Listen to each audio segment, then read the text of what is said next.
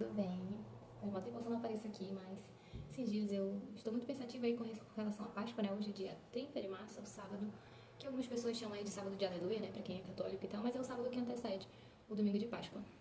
E as pessoas têm feito muitas postagens, né? É, que eu considero assim um pouco preconceituosas até.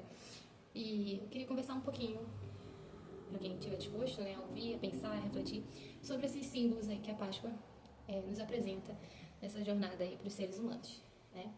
E também para a gente desconstruir esse olhar de que um tá certo, outro tá errado, sabe? Que todos têm algum sentido. E aí você escolhe qual você quer adotar, né? Então, como todo mundo sabe, a Páscoa é uma festa cristã, né, que tem origem ali no Egito, quando o povo hebreu estava escravo, né, e aí eles são libertos. Depois de uma série de eventos, eles são libertos e saem do Egito para então viver em liberdade. Então, a Páscoa significa essa passagem, né, de um estado para o outro, né, de um estado de escravidão, de morte para a vida, né, de liberdade, de autonomia, de escolha, de felicidade, né? E aí um outro momento, outro símbolo também cristão, é a morte de Cristo, né? Que ele morre e ressuscita, morre na sexta e ressuscita no domingo. Então também essa passagem de um estado para o outro, né? Da morte para a vida.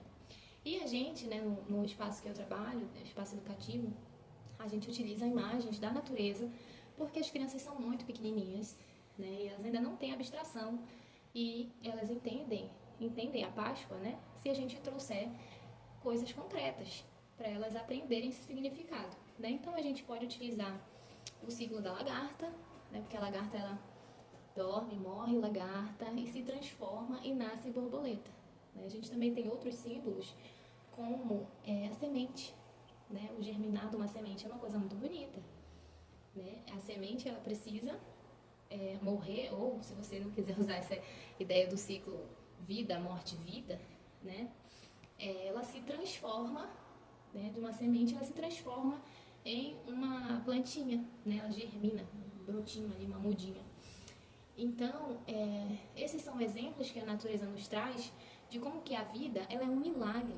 Acho que o ensinamento é esse, né? É um milagre. Como é que pode uma lagarta entrar num casulo e sair uma borboleta? Como é que pode uma semente germinar? Isso é um milagre, né? Então, da mesma maneira, como é que pode alguém morrer e ressuscitar? Isso também é um milagre. E que as crianças, né, as maiorzinhas, que já têm uma fantasia, podem aprender, né? Entender, imaginar. Se as crianças fantasiam que uma abóbora pode virar uma carruagem, né? Ou que uma princesa pode ressuscitar depois de um beijo, por que elas não entenderiam que alguém morreu e ressuscitou? Perfeitamente imaginável, né? Imaginável. E aí a gente tem alguns outros símbolos que foram adotados em algum momento, que eu não sei dizer porquê, não tenho esse conhecimento histórico, mas que algumas pessoas têm um preconceito muito grande, né? Como, por exemplo, o ovo, né? O ovo e o coelho. Então, o ovo, gente, ele é muito parecido com a ideia da semente, né? O que é um ovo? Você já passou para pensar que é um líquido ali, gelatinoso, que a mamãe galinha, ou a passarinha, ou a patinha vai chocar e vai se transformar numa vida, né? Que anda, que pia, que canta, que faz som, que voa, um passarinho, né? Então, também essa ideia dessa transformação, né? E o coelho é como um símbolo da fertilidade, porque ele se reproduz em larga escala, vamos colocar assim, né? Então, é claro que esses símbolos foram apropriados aí pelo mercado para depois vender, né? Um montão aí de... Alguém teve a ideia, vamos fazer um ovo de chocolate. E deu super certo. Que eu, como doceira, adoro, né? Mas muita gente que compra um ovo, que gosta do ovo do coelho, nem tá entendendo o que isso tem a ver com a Páscoa. O que o ovo tem a ver com a Páscoa? O que o coelho tem a ver com a Páscoa, né? Então é isso aí que eu já expliquei pra vocês agora. Agora você já tá sabendo, né? E aí, da mesma forma que eu vejo algum preconceito de algumas pessoas, né? Pelo menos no meu ciclo, contra esses símbolos, né? Do ovo, do coelho, né? A gente também vê o inverso, né? De pessoas que querem repudiar totalmente o significado da Páscoa, que é cristão, né? Que é bíblico. Então, assim, né, gente? As festas cristãs entraram aí no nosso... e os feriados também cristãos, né, entraram no nosso calendário e a gente vivencia. E não tem problema nenhum, se você não acredita, entender o real significado daquilo, né? Não o real, mas o significado original, né? De onde veio. Não tem problema nenhum você entender E não tem problema nenhum explicar para sua criança. Explicar não, né? Apresentar. Porque uma coisa é você apresentar que a Páscoa tem a ver com alguém que morreu e ressuscitou, né? Outra coisa é você querer explicar toda a narrativa cristã que está por trás disso.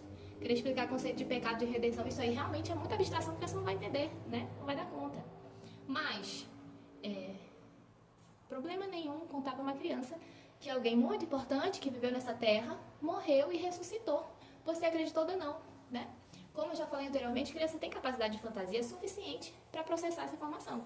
Ela não tem para entender o resto, se você quiser, né? Explicar toda essa estrutura, tudo isso que é uma narrativa, uma lógica bem complexa, né? Que é a lógica bíblica, cristã, que aí você vai ensinar só quando ele já for adolescente para a juventude, que ele já vai ter maturação cerebral para isso, né? Mas, enfim, o que eu queria falar era isso. Que a gente precisa entender os sentidos das coisas. Como que elas surgiram, de onde que saiu o coelho, de onde saiu o ovo. E não só a gente recusar e ter a versão gratuita, sem tentar ao menos entender o sentido, né? Daquilo e que realmente tem sentido. O ovo tem sentido, a semente tem sentido, né? Então, aquilo que todo professor do ensino médio e da faculdade vai falar, pensamento crítico. Vamos procurar entender as coisas, né? E não só reproduzir, e não só ser preconceituosos. Você pode usar o coelho, o ovo, a cruz, a lagarta, a semente, todas elas são Páscoa. Se você souber como trabalhar isso e como vivenciar isso na tua vida, no teu dia a dia, né? E com a tua criança. Então é sobre isso. Sejamos mais tolerantes e estudiosos. Um grande beijo.